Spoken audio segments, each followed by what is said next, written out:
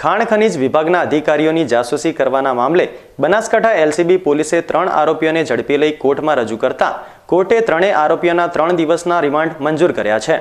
બનાસકાંઠાના ખાણ ખનીજ વિભાગના અધિકારીની સરકારી ગાડી પર જીપીએસ લગાવવા મામલે ખાણ ખનીજ અધિકારીએ ગત 16 ડિસેમ્બરે પાલનપુર પશ્ચિમ પોલીસ મથકે ફરિયાદ નોંધાવી હતી।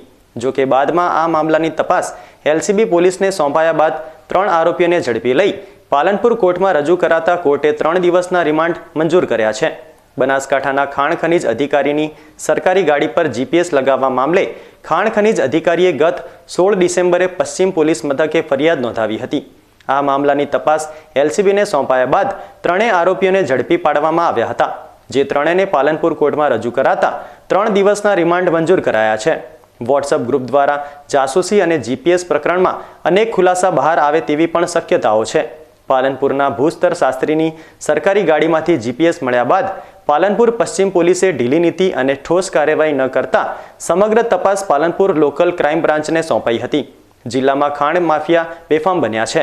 ખાણ ખનીજ વિભાગની સરકારી ગાડીમાં જીપીએસ લગાવી તેમની જાસૂસી કરવા ઉપરાંત વોટ્સએપ ગ્રુપ દ્વારા પણ તેમના લોકેશન શેર કરવામાં આવતા હતા અને તેમની હાજરી અંગે સતત અવગત કરવામાં આવતું હતું, જે અંગેની ઓડિયો ક્લિપ અને સ્ક્રીનશોટ પણ વાયરલ થયા હોવા છતાં પાલનપુર પશ્ચિમ પોલીસે આ કેસની તપાસમાં ઢીલાસ રાખી હતી। દરમિયાન સમગ્ર મામલો ખનીજ ચોરીના મોટા સ્કેન્ડલનો હોવાથી સમગ્ર મામલાના મૂળ સુધી પહોંચવા જિલ્લા પોલીસ વડાએ આ કેસની તપાસ એલસીબી પીએસઆઈ એમ.કે. ઝાલાને જવાબદારી સાથે સોંપતા પીએસઆઈએ તેમની ટીમ દ્વારા 3 જેટલા ઈસમોની ગણતરીના સમયમાં જ અટકાયત કરી હતી। બાદમાં એલસીબી પોલીસ દ્વારા ત્રણેય ઈસમોને કોર્ટમાં રજૂ કરાતા નામદાર કોર્ટે ત્રણેય ઈસમોને 3 દિવસના રિમાન્ડ મંજૂર કર્યા છે। પાલનપુર પશ્ચિમ પોલીસની ઢીલાસના કારણે આ પ્રકરણના આરોપીઓ પોલીસ પકડથી દૂર રહ્યા હતા। બનાસકાંઠા જિલ્લાના પાલનપુર પશ્ચિમ પોલીસ સ્ટેશન ખાતે ગત તારીખ 12/12/2023ના રોજ ભૂસ્તર વિભાગના રોયલ્ટી ઇન્સ્પેક્ટર અધિકારી શ્રી દ્વારા જે તેમની જે સરકારી વાહન છે તેમાં જીપીએસ લગાવવાની તેની ફરિયાદ પાલનપુર પશ્ચિમ પોલીસ સ્ટેશન ખાતે નોંધાઈ હતી।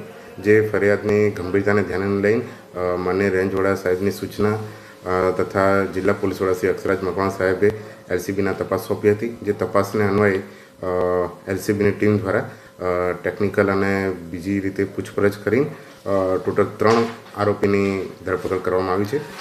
જે 3 આરોપી ભરતભાઈ રમેશભાઈ ઠાકોર, રહે હાલ રામપુરા, નિમેશ કુમાર ઉર્ફ સન્ની ડાયા સિસોદિયા તથા અમૃત પનાજી ચૌધરી જાટ લક્ષ્મીપુરા ડીસા ખાતે રહે છે, તેઓના હાલમાં અટક કરીને તેમના 3 દિવસના રિમાન્ડ લેવામાં આવે છે। અને આ બાબતે જે પ્રાથમિક માહિતી અનુસાર તેમને જીપીએસ રાજકોટથી ખરીદ્યું હતું અને હાલમાં એલસીબીની ટીમ વધારે તપાસ કરી રહી છે। આ સમગ્ર ટીમનું નેતૃત્વ PI Shri DR Gadhvi, PSI Rajgor અને પીએસઆઈ એમ.કે. ઝાલા અને પીએસઆઈ આહિર કરી રહ્યા છે અને ખૂબ ટૂંકા સમયમાં તેમને આ ગંભીર ગુનાનું ડિટેક્શન કર્યું છે।